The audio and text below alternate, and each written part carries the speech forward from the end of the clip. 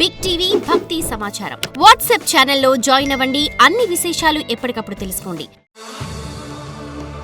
వాళ్ళు ఒక రంపం తీసుకుని పుర్రెలోకి కోస్తారు. ముక్తి, మోక్షం రెండూ లభిస్తాయి ఈ ఆలయాల్లో. సద్గురు శ్రీబ్రహ్మ ఉన్న స్థలం ఇది. అగస్త్య మహర్షి తన సూక్ష్మ శరీరాన్ని ఈ లింగం దగ్గర వదిలేశారు. ఈ పర్వతం చుట్టుపక్కల రాళ్ళు చేతిని కాలుస్తున్నట్టుంటాయి.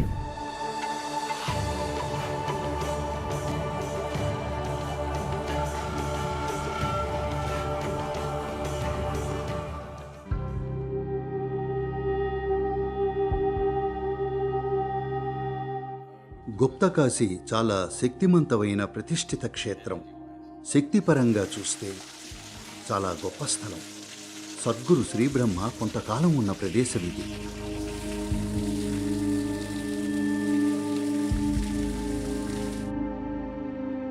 సద్గురు శ్రీబ్రహ్మ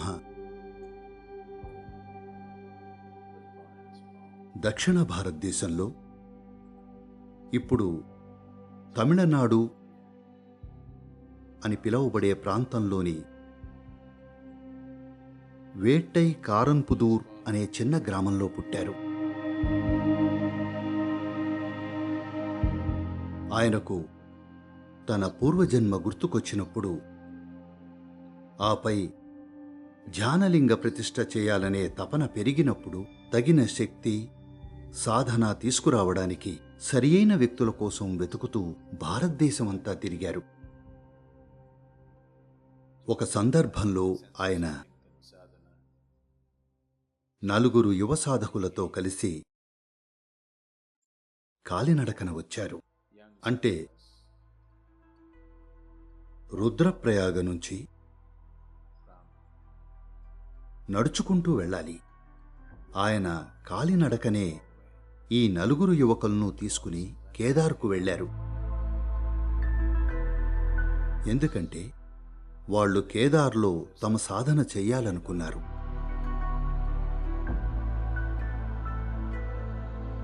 ఆయన వాళ్లకు అంతకు మించి ఏమాత్రం తక్కువదైనా అది వాళ్లకు సరిపోదని అనుకున్నారు. అందుకే వాళ్ళని తీసుకుని కేదార్కు వెళ్ళారు. వాళ్ళందరూ దక్షిణ భారతం నుంచి వచ్చిన వాళ్ళు.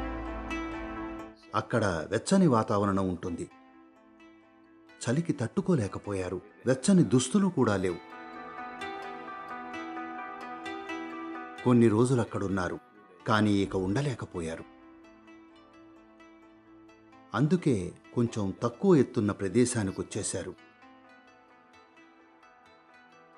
వాళ్ళు తాము అగస్త్యముని వారసులమని అనుకునేవారు కాబట్టి ఈ ఆలయంలో స్థిరపడాలని నిర్ణయించుకున్నారు.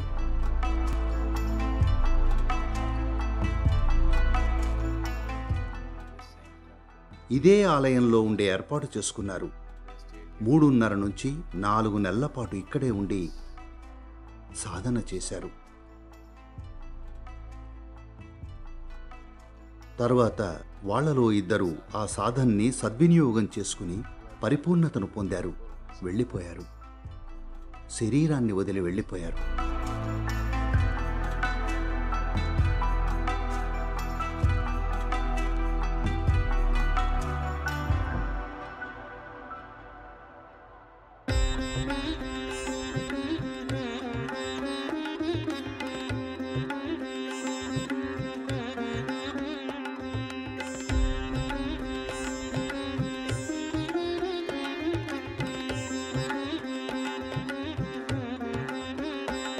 ఇది నాకు సంబంధించినటువంటి చోటు. వాళ్ళేమంటున్నారంటే,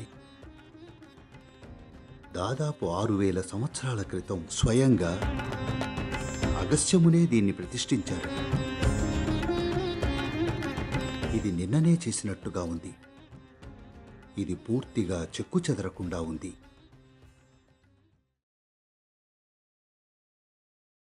అలాగే ఇప్పుడు దీన్ని చూసుకుంటున్న వాళ్లకు కూడా కృతజ్ఞతలు. దీన్ని ఏమాత్రం డిస్టర్బ్ చేయకుండా ఉంచుతూ వచ్చినందుకు. దీన్ని కావేరి నాభిస్థానంగా భావిస్తారు. ఎందుకంటే ఇది మధ్య బిందువు. ఖచ్చితమైన మధ్య బిందువుని గుర్తించి అగస్త్యముని ఒక లింగాన్ని ప్రతిష్ఠించారు. నిజానికి ఇది ఇసుకతో చేసింది. ఆ రోజుల్లో వాడే సంప్రదాయ పదార్థాలతో కలిపి తయారు చేయబడింది. అంటే ఇది ఇసుక లింగం. ఇప్పటికీ చెక్కు చెదరకుండా ఉంది. కేవలం భౌతికంగానే కాదు, అన్ని విధాల చెక్కు చెదరకుండా ఉంది.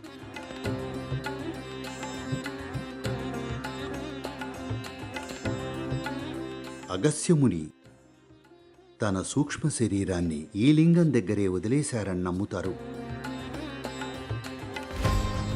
మధురై లేదా విరుద్ధనగర్ దగ్గర మరో చోటుంది. అక్కడ తన మానసిక శరీరాన్ని వదిలేశారు. అయితే కార్తికేయుని సహాయం తీసుకుని తన స్థూల శరీరాన్ని కైలాసానికి తీసుకెళ్ళి శివుడు ఉన్న చోటుకు తీసుకెళ్ళి అక్కడ వదిలేశారు. జీవిత చరమాంకంలో విషయాలు చేసేందుకు అది ఎంతో అద్భుతమైన విధానం. So, in some way, he is looking. ఒక విధంగా ఆయన కావేరిని ఒక జీవించే శరీరంగా చూశారు. ఇక్కడ నాభిస్థానాన్ని ఏర్పాటు చేశారు. ఏ విధంగా అంటే పైకి వెళ్ళే శక్తి, కిందికి వచ్చే శక్తి రెండూ సరిగ్గా ప్రవహించేలా గొప్పగా ప్రకంపిస్తోంది. నిన్ననే చేశారా అన్నట్టుంది. ఇది నిజంగా అద్భుతం.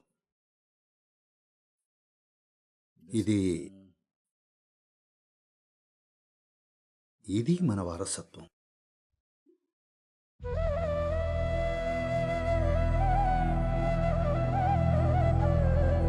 నేను దక్షిణ భారతంలోని కర్ణాటకలోని కుమార పర్వతానికి వెళ్ళాను. స్కందుడు తన శరీరాన్ని ఎరుకతో వదిలిన ప్రదేశం ఇది. ఆయన దక్షిణానికి వచ్చినప్పుడు క్రమబద్ధత ఏర్పాటు చేయడంలో అగస్త్యమునికి సహాయం చేశాడు. బహుశా అగస్త్యమునితో ఉండడం వల్ల అతని కోపం కొంత చల్లారి ఉండొచ్చు. అతను కోపిష్టి. ఎందుకంటే ప్రపంచం అన్యాయంగా ఉందనుకునేవాడు. ఈ యువయోధుడు ఒక నిర్ణయం తీసుకున్నాడు. ఎక్కడెక్కడ అన్యాయం కనిపిస్తే అక్కడికక్కడే దాన్ని ఖడ్గంతో తొలగిస్తాను అనుకున్నాడు. చాలా మందిని చంపుతూ పోయాడు. ఉత్తరం నుంచి దక్షిణానికొచ్చాడు. తర్వాత అగస్త్యమునితో కలిసి ఉండడం వల్ల బహుశా అతను కొంచెం శాంతించి ఉండొచ్చు. ఆయన పనిలో సహాయం చేశాడు. తర్వాత ఇప్పుడు కుక్కే సుబ్రహ్మణ్య లేదా ఘాటి సుబ్రహ్మణ్య అని పిలువబడే ప్రదేశానికి వెళ్ళాడు. అక్కడికి వెళ్ళి చివరిసారిగా తన ఖడ్గాన్ని కడిగాడు. నేను ఆ ప్రదేశానికి చాలాసార్లు వెళ్ళాను. It's energy-wise, it's one of the most invigorating places that you can see. శక్తిపరంగా మీరు చూడగలిగే అత్యంత ఉత్తేజకరమైన ప్రదేశాల్లో ఇది ఒకటి. తర్వాత పర్వతం ఎక్కి అక్కడ నిలబడి తన శరీరాన్ని వదిలేశాడు. ఇది యోధుని లక్షణం. యుద్ధంలో చనిపోలేదు కాబట్టి నిలబడి శరీరాన్ని వదిలేశాడు.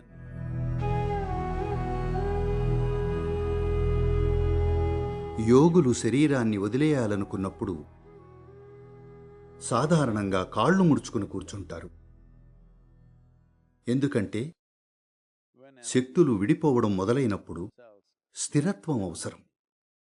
కాబట్టి కాళ్ళు ముడుచుకుని ఎక్కువ భాగం నేలను తాకే విధంగా కూర్చోవడం ఉత్తమం. ఎవరైతే ఇలా తమ జీవిత చరమాంకంలో చేస్తారో వారికి ఇలా కాళ్ళు ముడుచుకుని కూర్చోవడం అనేది తాము వయసులో ఉన్నప్పుడంత స్థిరంగా ఉండకపోవచ్చు. అందుకే పడుకుని లేదా సగం పడుకుని అలా చేస్తారు. శవాసనంలో పడుకుని శరీరాన్ని వదిలేసే యోగులు కూడా ఉన్నారు. ఎందుకంటే వేరే ఆసనాల్లో ఏదో ఒక లోపం ఉంటుంది. కానీ స్కందుడు నిలబడి శరీరాన్ని వదిలేయడం అనేది అద్భుతం. ఎందుకంటే ప్రాణశక్తులను మీ భౌతిక శరీరం నుంచి వేరు చేయాలంటే శరీరంలో కొంత స్థిరత్వం అవసరం. నిలబడి చేయడం అంటే మామూలు విషయం కాదు. కానీ అతను అదే చేశాడు. నేను అక్కడికి వెళ్ళినప్పుడు కుమార పర్వతం అని పిలిచే ఈ పర్వతం చుట్టుపక్కల రాళ్ళు తీసుకుంటే అన్ని 6 ముఖాలతో ఉన్నాయి. అన్ని రాళ్ళు యంత్రంతో చెక్కినట్టుగా 6 ముఖాలతో ఉన్నాయి. చిన్న చిన్న రాళ్ళు అన్నీ 6 ముఖాలతో ఉంటాయి. వాటిని షణ్ముఖలింగాలు అంటారు. చేతిలో పెట్టుకుంటే చేతిలోకి కాల్చుకుంటూ పోవాలనుకున్నట్టుంటుంది. అంత తీక్షణమైన శక్తి. సరే, అక్కడికి వెళ్ళాం. రాత్రి అక్కడే ఉండాలి. అందరూ సర్దుకుంటున్నారు. నేను కూర్చోలేకపోతున్నాను. ఎలా కూర్చోవాలని చూసినా నా శరీరం దానంతటదే లేచి నిలబడుతోంది. నా కోసం 4 అడుగుల ఎత్తున్న టెంట్ వేశారు. వెళ్ళి టెంట్లో కూర్చుంటే నా శరీరం లేచి నిలబడుతోంది. టెంట్ని పడగొట్టేస్తోంది. ఇక నిలబడే ఉన్నాను. ఎందుకంటే ఆయన శరీరాన్ని నిలబడి వదిలేశాడు కాబట్టి. తర్వాత పర్వతం ఎక్కి ఆయన ఏ బండ మీదైతే నిలబడి శరీరాన్ని వదిలేశాడో అక్కడికి వెళ్ళాం. అదీ విషయం. ఆయన ఇలా 8-10 వేల సంవత్సరాల క్రితం చేశారు. అది ఇప్పటికీ అలాగే యాక్టివ్గా, సజీవంగా ఉంది. ఆయన్ని నాశనం చేయలేం. ఆయన్ని ఏ విధంగానూ నాశనం చేయలేం. ఎందుకంటే ఆయన ఎప్పటికీ ఉంటాడు.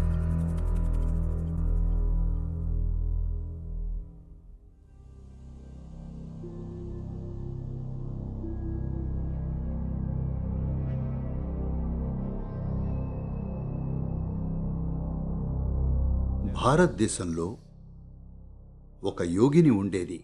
ఆమె ఎక్కడి నుంచొచ్చిందో ఎవరికీ తెలీదు. 5 అడుగుల కంటే తక్కువ ఎత్తుండేది. ఆమె ముఖం, రూపురేఖలు చూస్తే నేపాల్ నుంచి వచ్చి ఉండొచ్చు అనిపిస్తుంది. భారతదేశ దక్షిణ కొన అయిన కన్యాకుమారి అనే ప్రాంతంలో వీధుల్లో తిరుగుతూ ఉండేది. రోడ్ల మీద తిరుగుతూ ఉండేది. ఎవరైనా ఏదైనా ఇస్తే తినేది, లేకపోతే అలా తిరుగుతూ ఉండేది. చిన్న వయసులోనే వచ్చింది. ఆమె ఎవరా అని ప్రజలు ఆశ్చర్యపోయేవారు. ఆమె ఎంతో విచిత్రంగా ఉండేది. నాట్యం చేస్తూ, పాటలు పాడుతూ, ఏడుస్తూ ఉండేది. రోడ్ల మీద సముద్రం దగ్గరికి వెళ్ళి సాధారణంగా అక్కడే పడుకునేది. నీళ్లలో కూర్చుని అలా తేలియాడేది. నీళ్ల మీద తేలుతూ ఉండేది. ఇది చూసి ప్రజలు ఆమెను పూజించడం మొదలుపెట్టారు. కొందరు ఆమె దగ్గరే ఉండేవారు. కానీ ఆమె ఎప్పుడూ మాట్లాడలేదు, ఒక్క మాట కూడా.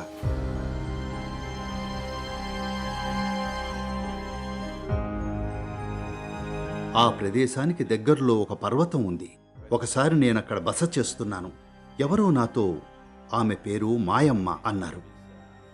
మాయమ్మ అంటే మాయలా ఉండే తల్లి అని అర్థం. ఆమె పేరు మాయమ్మ. దగ్గర్లో మాయమ్మ స్థలం ఉంది అని ఆమె ఫోటో చూపించారు.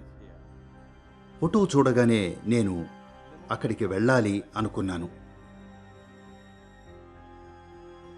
సరే, ముగ్గురం వెళ్ళాం. నేను, విజ్జి, నా కూతురు దాదాపు 5 సంవత్సరాల వయసులో ఉంది. కారులో వెళ్ళాం. అది పౌర్ణమి రోజు. ఆమె ఇప్పటికే వెళ్ళిపోయింది. చిన్న సమాధి కట్టారు. వెళ్ళి చూస్తే ఆ ప్రదేశం క్రేజీగా ప్రకంపిస్తోంది. వాళ్లు కట్టిన సమాధి నుంచి ఆమె బయటకు బద్దలు కొట్టుకుని వస్తున్నట్టుగా ఉంది. ఇది చాలా గొప్ప ప్రదేశం, చిన్న స్థలం. ఆ తర్వాత వాళ్ళు ఈరోజు పౌర్ణమి, ఉండండి, ప్రసాదం అందిస్తాం అన్నారు. రాత్రి అందరికీ భోజనం పెడుతున్నారు. నేను తప్పకుండా ఉంటాను అన్నాను. అయితే తెలుసా, నా కూతురు 5 సంవత్సరాల పాప సమాధి దగ్గర కూర్చుంది. ఇలా అంటూ ఉంది. గంటసేపు తల ఊపుతూ కళ్ళు మూసుకుని కదలకుండా కూర్చుంది. ఎందుకంటే ఈ ప్రదేశం అయస్కాంతంలా ఉంది. ఆమెనలా పట్టుకుంది. అయితే బెస్ట్ విషయం ఏమిటంటే మాయమ్మ పట్ల భక్తి కలిగిన ఒక చిన్న వ్యక్తి ఉన్నాడు. ఆమె జీవితమంతా బయటే గడిపింది కాబట్టి వాతావరణం వల్ల ముఖం ఒకలా మారిపోయింది. ఆమె నేపాలీలా ఉండేది. అంటే ఆమె ముఖం కొంచెం మంగోలియన్లాగా ఉంటుంది. దక్షిణ భారతీయుల్లా ఏమాత్రం ఉండదు. ఈ వ్యక్తి దక్షిణ భారతీయుడు. ఆమె పట్ల ఎంత భక్తి కలవాడు అంటే నా ముందుకొచ్చినప్పుడు చూస్తే అతని ముఖం అచ్చం ఆమె ముఖంలా మారిపోయింది. అతన్ని చూసి నా కన్నీళ్లొచ్చేశాయి. ఇతను నిజమైన అత్యుత్తమైన భక్తుడు. సింపుల్ వ్యక్తి, వంట చేస్తూ భోజనం తయారు చేస్తున్నాడు. చదువురాని వ్యక్తి, అక్కడ పని చేస్తూ వంట చేస్తున్నాడు. అతని ముఖం అచ్చం ఆమె ముఖంలా మారిపోయింది. ఆమె వేరే జాతి, ఈయన దక్షిణ భారతీయుడు. అతని ముఖం సరిగ్గా ఆమెలా మారిపోయింది. అతన్ని చూడ్డం చాలా ఆశ్చర్యంగా అనిపించింది. అక్కడ కొంతసేపు గడిపాం. తర్వాత పౌర్ణమి రోజు కూడా వెళ్ళాను. మా బ్రహ్మచారులందరినీ అక్కడికి పంపాను, కొంతసేపు గడిపి రమ్మని. భక్తి అంటే అలాంటిది. మీరు ఎవరు అనే నిర్మాణాలను పడగొట్టి ఏదైనా ఒక దానిలో పూర్తిగా లీనమైపోతే ఆ విషయం తగినంత శక్తివంతమైందైతే అది మీ మీద ముద్రితమవుతుంది. భక్తి అంటే అదే. శక్తి రూపాలు ఇంకా భక్తిలోని ఉద్దేశం అదే. మీరు అదవ్వాలని. So that you become that.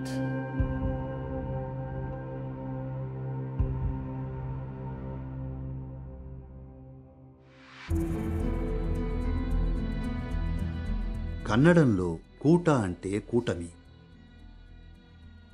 మహాకూట అంటే గొప్ప కూటమి.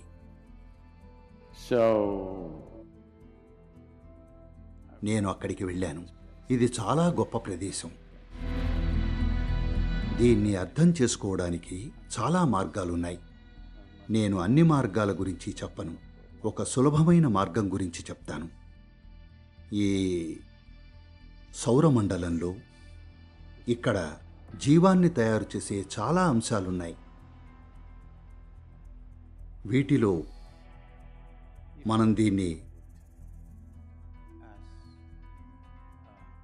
శక్తిపరంగా చూస్తే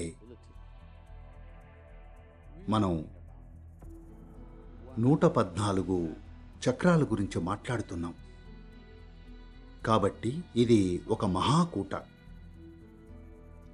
ఈ 114 ఈ విశ్వంలో సంభవించగల అన్నింటినీ సూచిస్తాయి. ఎందుకంటే మన విశ్వం అని మనం పిలిచే ఈ యంత్రాంగంలో లేదా వ్యవస్థలో సృష్టించబడిన జీవం అంతటిలో ఇది అత్యున్నత రూపం, శిఖర స్థాయికి చేరుకుంది భౌతిక పరిణామం విషయంలో.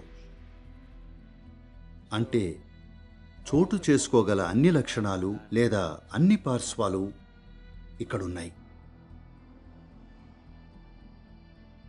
అందుకే ఇది మహాకూట. ఈ 112 లేదా 114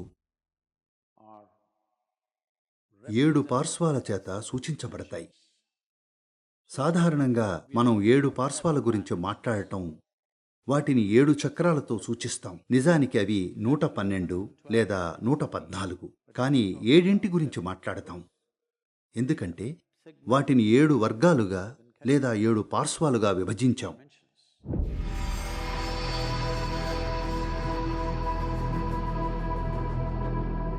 ప్రతిష్ఠ చేసేటప్పుడు ఈ 7 పార్శ్వాలు ఉంటే దాన్ని మహాకూట అంటారు. మనిషి ఇక్కడ మహాకూటగా ఉండగలడు. అంటే మొత్తం గెలాక్సీ అతనిలో సజీవంగా మారిందన్నమాట. ఈ 114 కేవలం 114 మాత్రమే కాదు. దీని జ్యామితి ఏదైతే ఉందో అది బ్రహ్మాండం యొక్క జ్యామితితో సమన్వయంలోకొచ్చింది. అందుకే ఇది విశ్వరూపం పొందింది. అందుకే ఆయన పెద్ద స్థాయిలోని ఖగోళ కూటమిని కూడా మహాకూట అంటున్నారు. ఈ మొత్తం విశ్వం అనేక ఖగోళ వస్తువుల కూటమే. the entire cosmos is a great assembly of celestial bodies. ఇది దాన్ని ప్రతిబింబించినప్పుడు దీన్ని కూడా మహాకూట అంటాం. కాబట్టి ఏదైనా జీవం యొక్క 7 పార్శ్వాలతో ప్రతిష్ఠ చేయబడితే యోగ సంప్రదాయంలో సాధారణంగా దాన్ని మహాకూట అంటారు. అంటే విషయాల యొక్క గొప్ప కూటమి అని. ఎందుకంటే అది విశ్వస్వభావం కలిగి ఉంటుంది.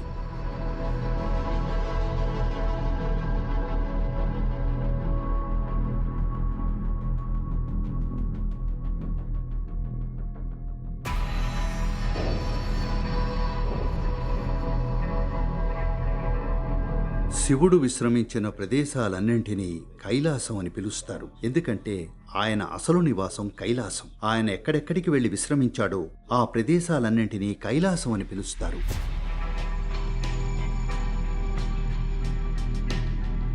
అందుకే దీన్ని దక్షిణ కైలాసం అని పిలుస్తారు. ఈ కారణంగానే చాలామంది ఋషులు, సాధువులు, వివిధ రకాల యోగులు, మార్మికులు తమ సాధన కోసం ఈ పర్వతాన్ని ఎంచుకున్నారు. ఈ పర్వతాలు అపారమైన మార్మిక పనిని చూశాయి. ఈ విషయాలను మాటల్లో చెప్పడం చాలా కష్టం.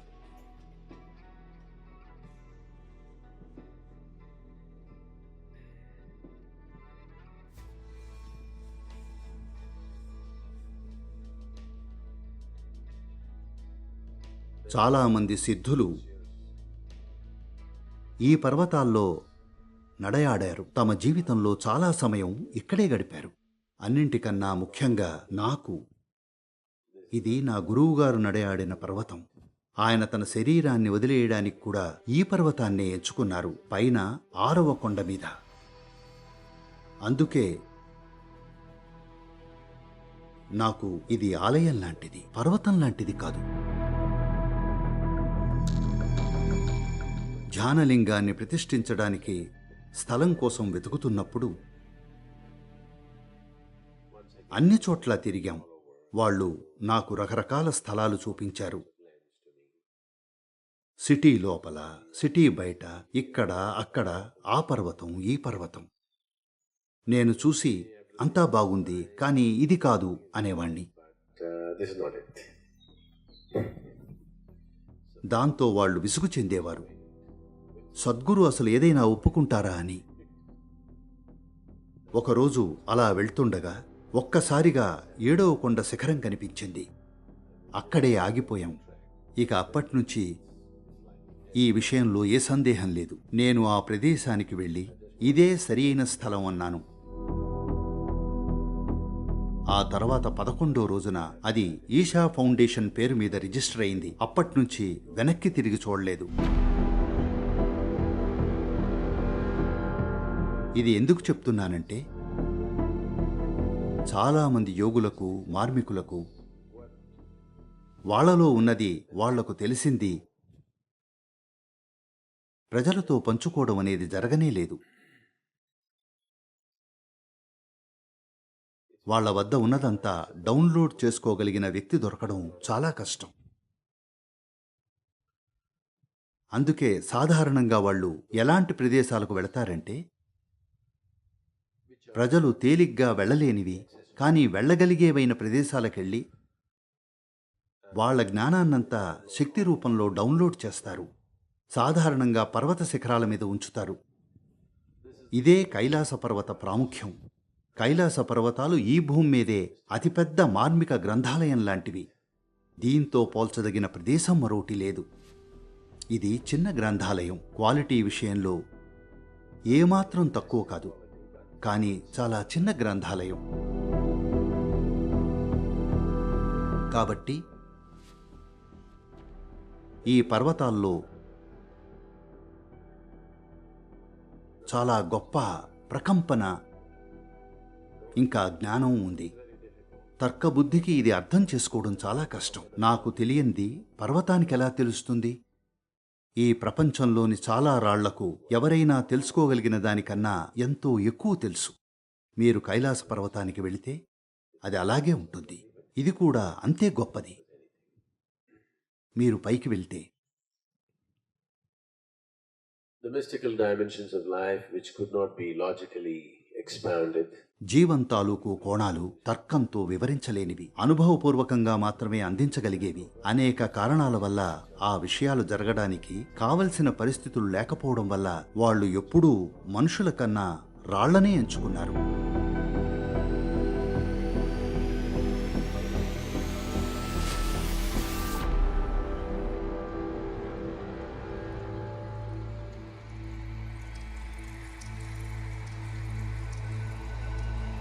కాశీలో కాశీ కర్వత్ అనే ఆలయం ఉంది.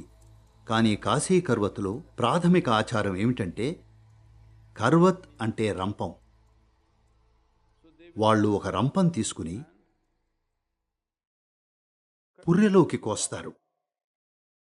మెదడులోని 2 భాగాలు వీటి మధ్య గుండా వెళ్ళొచ్చు. చర్మం నొప్పి ఇంకా పైభాగంలో ఉండే నొప్పి తప్ప పుర్రెకు నొప్పి ఉండదు. మెదడులోని 2 భాగాల మధ్య కోస్తూ పోతే నొప్పి ఉండదు. బయట గాయం వల్ల నొప్పి ఉంటుంది, కానీ లోపల నొప్పి ఉండదు. అందుకే నెమ్మదిగా కోసి తెరుస్తారు. కొంతవరకు సాధన చేసి ఎక్కడో ఇరుక్కుపోయిన వాళ్ళు బయటకు వెళ్తారు. ఇక ముక్తి, మోక్షం 2 లభిస్తాయి ఈ ఆలయాల్లో. సంప్రదాయంగా దాన్ని ఇలా చూస్తాం. మీ ఆజ్ఞాచక్రంలో అతీతావస్థకి సంబంధించి 3 బిందువులుంటాయి. వాటిని రుద్ర, హర, సదాశివ అంటారు. సదాశివ అంటే ఎప్పటికీ ఆ స్థితిలోనే ఉండడం. అందరూ అక్కడికి చేరుకోవాలని ప్రయత్నిస్తుంటారు, కానీ మీ సాధన మిమ్మల్ని అక్కడికి తీసుకెళ్లనప్పుడు వేరే ఏదైనా సహాయం తీసుకోవాలని ప్రయత్నిస్తుంటారు. అందుకే వాళ్ళు రంపంతో కొంచెం కోసి తెరిచి ఉండొచ్చు.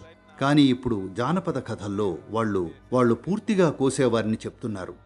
లేదా బహుశా వాళ్ళు చనిపోయాక, వాళ్ళు శరీరాన్ని వదిలేశాక పూర్తిగా కోసి ఉండొచ్చు. నాకు తెలియదు, అది అజ్ఞానమే. శరీరాన్ని కోయాల్సిన అవసరం లేదు, కొంచెం కోసి తెరిచుంటారు.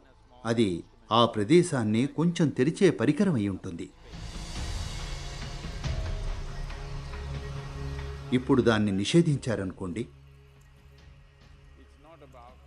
అది పూర్తిగా కోయడం కాదు, సరిగ్గా తగినంతగా తెరవడం.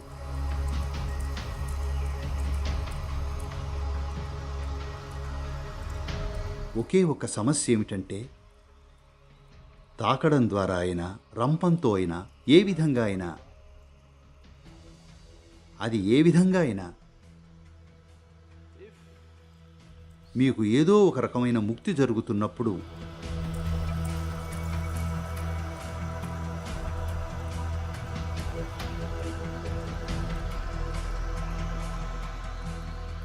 మీకింకా మీ శరీరం మీద పూర్తిగా పట్టు అదుపు లేకుంటే మీకున్న ఒకే ఒక మార్గం ఇలా వచ్చే ముక్తితో పాటు శరీరాన్ని కూడా వదిలేస్తారు.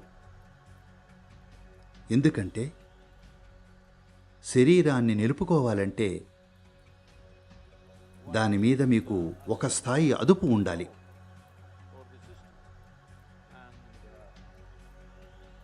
ఆ పట్టు సాధించకుండా శక్తులను పై స్థాయికి తీసుకెళ్లాలని చూస్తే ముక్తి, శరీరం వదిలేయడం 2 ఒకేసారి జరుగుతాయి.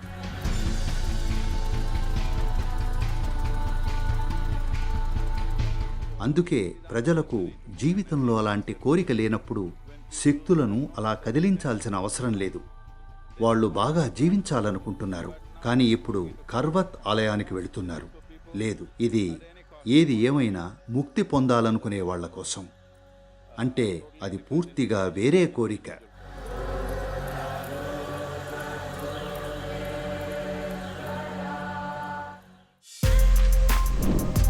For more videos like this, subscribe Big TV channel.